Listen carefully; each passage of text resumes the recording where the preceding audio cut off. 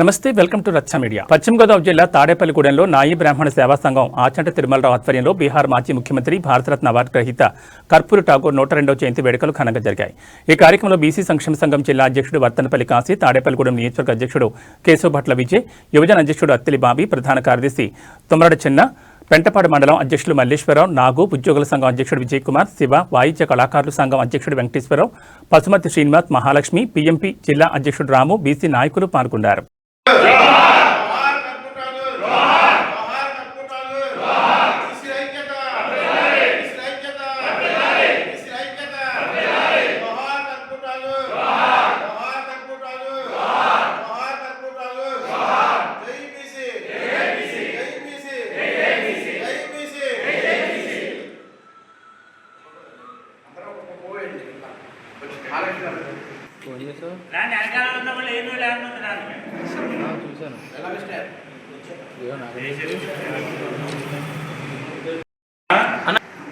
బడుగు బలహీన వర్గాల ఆశాజ్యోతి, భారతరత్న అవార్డు గ్రహీత, ఏదైతే బీహార్లో ఒక నాయ బ్రాహ్మణ కులంలో పుట్టి ఒక మంగళ వృత్తి చేసుకునే సాధారణమైన తండ్రి, అటువంటి వ్యక్తి ఈరోజు బీహార్లో ముఖ్యమంత్రి స్థాయికి ఎదిగిన కర్పూరి ఠాగూర్ 102వ జయంతి సందర్భంగా మరి నాయ బ్రాహ్మణ కమ్యూనిటీ తరఫున మరి ఇక్కడ ఆయన జయంతి ఉత్సవాలు చేసుకోవడం, దాని సందర్భంగా బీసీ సంఘ నాయకులందరినీ కూడా ఇక్కడ పిలవడం, ఏదైతే కర్పూరి ఠాగూర్ చిన్న వయసులోనే మరి విద్యను అభ్యసించడం, విద్యార్థిగానే నాయకుడిగా ఆయన మంచి ఆలోచనలతో కూడిన నాయకుడిగా ఉండడం, స్వతంత్రం కోసం పోరాడి ఆ రోజుల్లోనే జైలుకి వెళ్ళి సుమారు 120 రోజులు జైల్లో కూడా ఉండడం జరిగింది.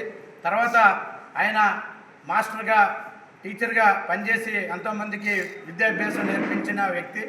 తర్వాత సోషలిస్ట్ పార్టీ, కాంగ్రెస్ ఇతర పార్టీల తరఫున మరి ఆ రోజు అక్కడ అసెంబ్లీలో మరి నిల్చోవడం, ఆయన నిల్చున్న తర్వాత అత్యధిక ఓట్ల మెజార్టీతో నగ్గి అసెంబ్లీలో అడుగుపెట్టిన తర్వాత ఆయన విలువలు కూడిన రాజకీయాలతోటి ఏదైతే వెనకబడి వర్గాలు, ఉపకులాలు ఏదైతే ఉందో వాటి కోసం నిరంతరం కూడా మరి అసెంబ్లీలో మాట్లాడడం, ఆయన విద్యాశాఖ మంత్రిగా అలాగే ఉప ముఖ్యమంత్రిగా 2 సార్లు ముఖ్యమంత్రిగా పనిచేసిన ఘనత కర్పూరి ఠాగూర్ గారిది.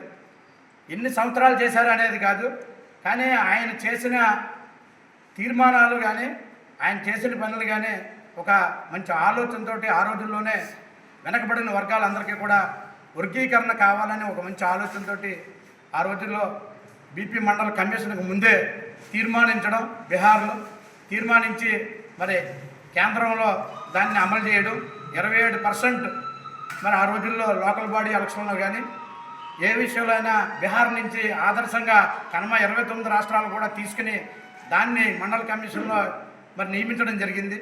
మరి అటువంటి నాయకుడు కర్పూరి ఠాగూర్. ఆయన ఏదైతే బీహార్లో వెనకబడిన వర్గాల కోసం, అది బీహార్ పేద రాష్ట్రంగా ఉందంటే కారణం ఒక మద్యం గురించి అనే ఆలోచనతో మద్యం ఆదాయంగా చూసే ఈ రోజుల్లో మద్యాన్ని కూడా పక్కన పెట్టి మద్య నిషేధం చేసిన ఏకైక వ్యక్తి కర్పూరి ఠాగూర్. మరి కర్పూరి ఠాగూర్ గారు ఎన్నో ఆలోచనల వరకు ఆయన మరి ఉద్యోగస్తుల కోసం కానీ ఉపకులాల కోసం కానీ ఒక కులానికి చెందిన వ్యక్తి కాదు కర్పూరి ఠాగూర్ గారు. అన్ని కులాల కోసం పోరాడి బీహార్ని ఈరోజు ఏదైతే లాలూ ప్రసాద్ యాదవ్ కానీ, నితీష్ కుమార్ కానీ, రామ్లాల్ పాస్వాన్ కానీ ఇటువంటి ముఖ్యమంత్రులు చేసిన వీళ్ళందరికీ కూడా గురువు గారుగా ఒక కర్పూరి ఠాగూర్ గారిని పెట్టుకోవడం చాలా ఆనందకరమైన విషయం. ఈ రోజున ప్రధానమంత్రి నరేంద్ర మోడీ గారు ఆయన చనిపోయిన తర్వాత ఆయన ఇంటికి వెళ్ళినప్పుడు 2 సార్లు ముఖ్యమంత్రి చేసిన ఇల్లు చూస్తే ఒక ధ్వంసమైన ఇల్లులా ఉండి ఇందులో ముఖ్యమంత్రిగా ఎలా ఉన్నారు ఈయన అని చూస్తే ఆయన నీతి నిజాయితీ పాలన అంటే ముఖ్యమంత్రిగా ఎలా ఉండాలని ఒక ఆదర్శంగా ఈ రోజున భారతదేశంలో 29 రాష్ట్రాల్లో మరి కర్పూరి ఠాగూర్ గారిని ఆదర్శంగా తీసుకోవాల్సిన బాధ్యత 29 రాష్ట్రాల్లో ముఖ్యమంత్రిగా ఉన్నారు. ఎందుకంటే ఈ రోజున ఆయన కూర్చోవడానికి కూడా కుర్చీలు లేని పరిస్థితి మరి కర్పూరి ఠాగూర్ గారు ఆ ఇంట్లో. ఆయన చనిపోయినప్పుడు చూసిన తర్వాత నరేంద్ర మోడీ గారు ఇటువంటి సంఘ సంస్కర్త, ఇటువంటి నీతి నిజాయితీ పాలనతోటి మరి ఆ రోజు రాష్ట్రపతి ద్రౌపది ముర్ము గారు మరి 2024లో మరి భారత రత్న ఇవ్వడం అనేది నిజంగా చాలా అదృష్టకర గర్వించదగ్గ విషయం. ఒక బీసీ కులంలో ఒక నాయ బ్రాహ్మణుల కులంలో పుట్టిన వ్యక్తికి భారత రత్న తక్కువ టైంలో రావడం అనేది నిజంగా గర్వించదగ్గ విషయం అని చెప్పి కోరుకుంటూ మోడీ గారికి కానీ రాష్ట్రపతి గారికి కానీ మరి బీసీల తరఫున నాయ బ్రాహ్మణుల తరఫున ధన్యవాదాలు తెలియజేసుకుంటూ ఏదైతే ఆయన చేసిన సంఘ సంస్కరణ కానీ వర్గీకరణ కానీ కులగణన కానీ ఈరోజు కూడా కొన్ని రాష్ట్రాల్లో అమలు జరగట్లే. కానీ ఆయన ఆలోచన విధానాన్ని ప్రధానమంత్రి నరేంద్ర మోడీ గారు ఏదైతే ఆయన స్వచ్ఛందంగా చూశారు కాబట్టి ఈ విషయాలను ఆయన కనవ రాష్ట్రాల్లో కూడా చేయవలసిన బాధ్యత ఉంది. ఎందుకంటే ఈ రోజున కర్ణాటకలో ముఖ్యమంత్రిగా నాయ బ్రాహ్మణులు పెట్టిన వీరప్ప మొయిలీ గారు కానీ అలాగే తమిళనాడులో మరి ముఖ్యమంత్రిగా చేసిన మరి కరుణానిధి గారు కానీ స్టాలిన్ గారు కానీ ఒక కింద స్థాయి అట్టడుగు వర్గాల నుంచి ఒక నాయ బ్రాహ్మణ కులం నుంచి ముగ్గురు ముఖ్యమంత్రులు అయ్యారంటే ఆ రాష్ట్రాల్లో ఏ స్థాయి ఇచ్చారనేది కూడా మనం ఆలోచించాలని కోరుకుంటున్నాను. బీసీ కులాల్లో ఉప కులాల్లో కింద స్థాయిలో కూడా మరి ఏబిసిడి వర్గీకరణ జరిగినప్పుడే మరి న్యాయం జరుగుద్దని ఆ రోజుల్లో కర్పూర్ ఠాకూర్ లాంటి నాయకులు బీజం వేశారు. కాబట్టి అది మనం కాపాడవలసిన బాధ్యత ప్రతి బీసీ సోదరుల మీద, అన్ని ముఖ్యమంత్రుల మీద, ప్రధానమంత్రుల మీద ఉంది. ఎటువంటి జయంతి వర్ధంతుల కార్యక్రమాలు ఈ రోజున బీజేపీ పార్టీ మరి రాష్ట్రంలో చేయడం చాలా ఆనందకరమైన విషయం. ఒక నాయ బ్రాహ్మణ్ కులంలో పుట్టిన వ్యక్తిని మీరందరూ కూడా గౌరవించినందుకు ముందుగా మీ అందరి తరఫున ధన్యవాదాలు తెలియజేసుకుంటూ ఈ కార్యక్రమం ఏర్పాటు చేసిన నాయ బ్రాహ్మణ కమ్యూనిటీ తరఫున ఏర్పాటు చేసి మమ్మల్ని బీసీ సంఘాల తరఫున నన్ను కేసరిపట్ల విజయని, అత్తిలి బాబీ, చిన్న మరి అలాగే బాలకృష్ణ గారిని, అలాగే మన వైద్యుల ఆర్ఎంపీ డాక్టర్లు వైద్యులు పరమేశ్వరరావు గారు, తేడ వెంకటేశ్వరరావు గారు, మరి తిరుమలరావు గారు కానీ, మన శివ గారిని, అలాగే విజయ్ కుమార్ గారు కానీ, అలాగే వెంకటేశ్వరరావు గారు వాయిద్య కళాకారుల నుంచి అందరూ కూడా రావడం జరిగింది. ఇటువంటి మార్పులు చేసిన కార్యక్రమాలను మనం చెప్పుకోవాల్సిన బాధ్యత ఉంది. ఈరోజు ఏదో వ్యక్తి కోసం మరి కార్యక్రమాలు చేస్తూ ఉంటే మనం చూస్తూ ఉంటాం. కానీ ఇటువంటి సంఘ సంస్థకర్త ఏదైతే చేస్తున్నారో అటువంటి మనం ముందుకు తీసుకెళ్లాల్సిన బాధ్యత.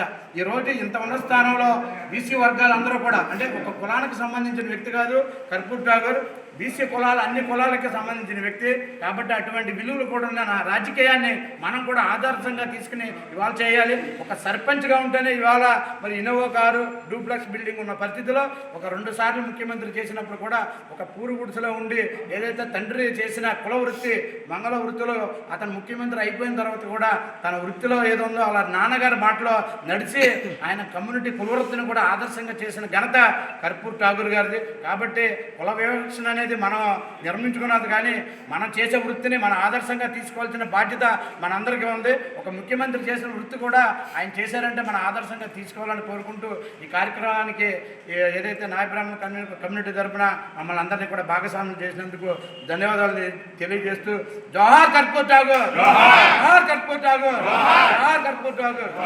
పశ్చిమ గోదావరి జిల్లా తణుకు నియోజకవర్గం అత్తిలి మండలం అరవల్లి గ్రామంలో యోగి వేమన జయంతి ఉత్సవాలు రెడ్డి యువజన సంక్షేమ సంఘం ఆధ్వర్యంలో అత్యంత వైభవపేతంగా జరిగాయి.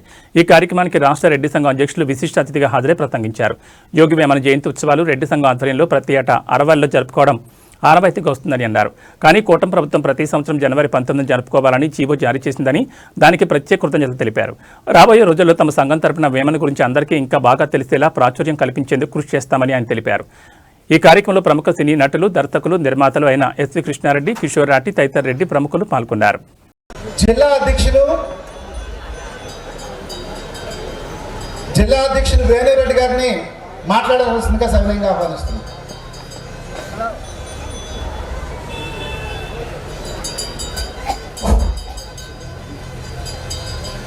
ఈ సభకు ఇచ్చేసిన పెద్దలందరికీ శిరస్సు వంచి నమస్కారాలు తెలుపుతున్నా. ఎలా అంటే ముఖ్యంగా ప్రతి సంవత్సరం ఈ అరవైలో ఈ వేమన జయంతి కార్యక్రమం అత్యద్భుతంగా జరుపుకుంటున్నారు. దీనికి కమిటీ చాలా శక్తివంచం లేకుండా కృషి చేస్తుంది. ముఖ్యంగా ఈ కమిటీలో ఉన్న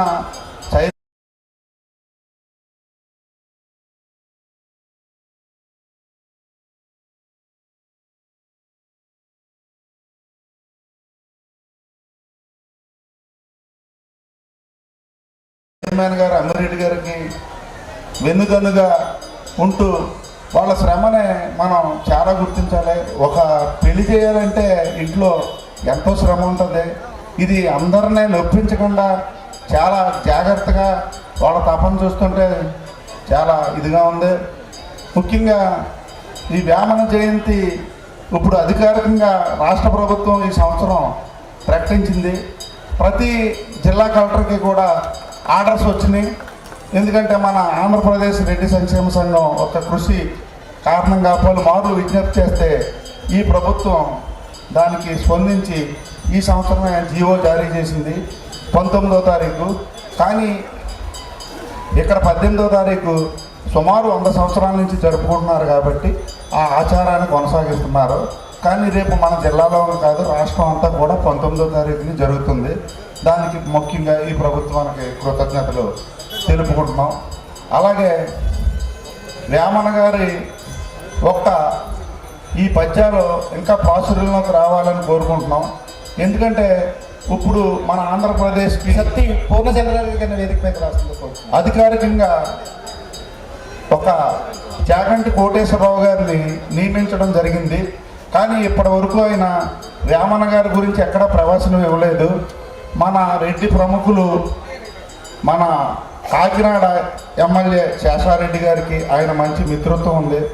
ఆయన దగ్గరికి వెళ్ళి ఆయన చేత ఒకసారి చెప్పించి మనం రెడ్లు పెద్దవాళ్ళందరితో కూడా ఆశీర్వాదంతో ఈ జిల్లాలో సుమారుగా ఒక 10,000 మంది విద్యార్థుల్ని ఒక చోటకు చేర్చి గట్టిగా వేమన గారి యొక్క ప్రవచనాన్ని ఇప్పించి చేస్తామని మీ పెద్దలందరూ ఆశీర్వాదంతో మన ఉమ్మడి పశ్చిమ గోదావరి జిల్లా రెడ్డి సంక్షేమ సంఘం తరపున నేను ఆ బాధ్యత తీసుకుని మా సంఘం అంతా కూడా ఆ కార్యక్రమాన్ని ఎక్కడొకక్కడ ఈ ఉమ్మడి పశ్చిమ గోదావరి జిల్లాలో నిర్వహిస్తామని సవినయంగా మనవి చేసుకుంటూ దీనికి పెద్దలందరూ సహకరించవలసిందిగా కోరుచున్నాం.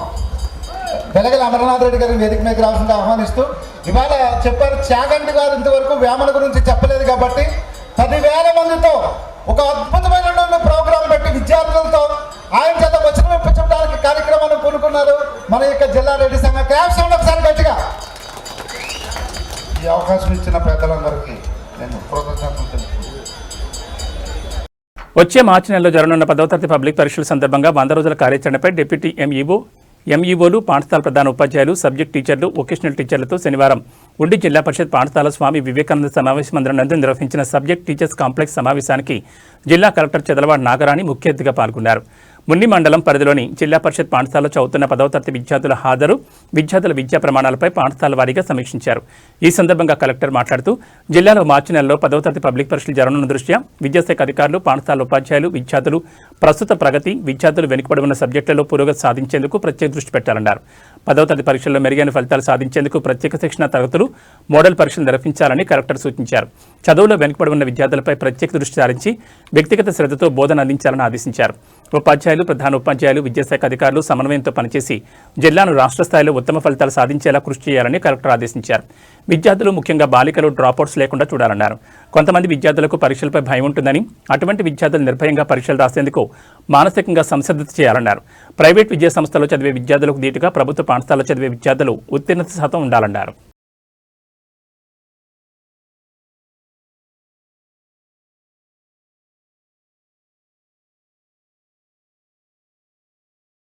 ఐటీ శాఖ మంత్రి నారా లోకేష్ పుట్టినరోజు సందర్భంగా జన్మదిన శుభాకాంక్షలు తెలుపుతూ ఫుడ్ ఫ్యాక్ట్స్ వారి అనాథ శరణాలయంలో వేడుకలు ఘనంగా నిర్వహించారు.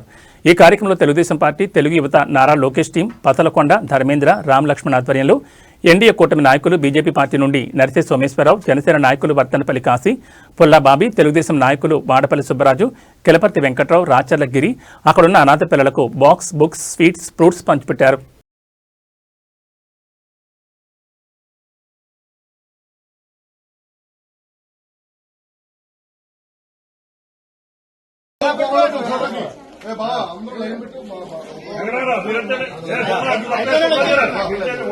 పార్లమెంట్ మాజీ సభ్యులు, బీజేపీ నాయకులు జీవీఎల్ నరసింహారావును తాడేపల్లిగూడెం ఎమ్మెల్యే ప్రభుత్వ విప్ బొలిశెట్టి శ్రీనివాస్ ఈ రోజు కలిశారు. తాడేపల్లిగూడెం నియోజకవర్గ అభివృద్ధి గురించి తెలిపారు. అభివృద్ధికి సహకరించాలని ఆయన నరసింహారావును కోరారు. తాడేపల్లిగూడెం అభివృద్ధి విషయంలో ఎంతో కష్టపడుతున్న బొలిశెట్టిని జీవీఎల్ ఈ సందర్భంగా అభినందించారు.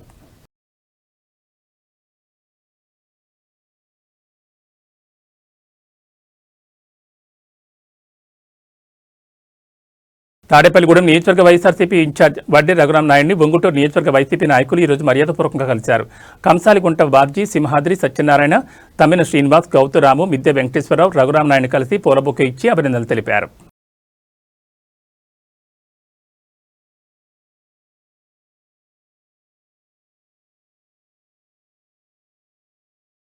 ఈ రోజు తాడేపల్లిగూడెం పురపాలక సంఘంలో మున్సిపల్ కమిషనర్ యేసుబాబు ఆధ్వర్యంలో ప్రతి నెలలో 3వ శనివారం జరిగే స్వర్ణాంధ్ర స్వచ్ఛాంధ్ర కార్యక్రమంలో భాగంగా తాడేపల్లిగూడెం పోలీస్ ఐలాండ్ నుండి రేలంగి చిత్రమందిర్ వరకు భారీ ఎత్తున ర్యాలీ నిర్వహించారు. బహిరంగ మల విసర్జన చేయకూడదని, పట్టణాన్ని పరిశుభ్రంగా ఉంచాలని ప్రజలకు అవగాహన కలిగించారు. స్వర్ణాంధ్ర స్వచ్ఛాంధ్రకు సంబంధించి పోలీస్ ఐలాండ్ వద్ద మానవహారంగా నిలబడి అందరితో ప్రతిజ్ఞ చేయించారు. ఈ కార్యక్రమంలో municipal commissioner Yesubabu, municipal engineer Venkataramana, ACP Sitaram, MHO Raju, TPO Jagadish, revenue inspector Ashok Kumar, sanitary inspector Someswararao, municipal సిబ్బంది, 35 వార్డుల నుంచి సచివాలయ సిబ్బంది, సెల్ఫ్ హెల్పింగ్ గ్రూప్ సిబ్బంది, ఆర్పీలు ఈ ర్యాలీలో పాల్గొన్నారు.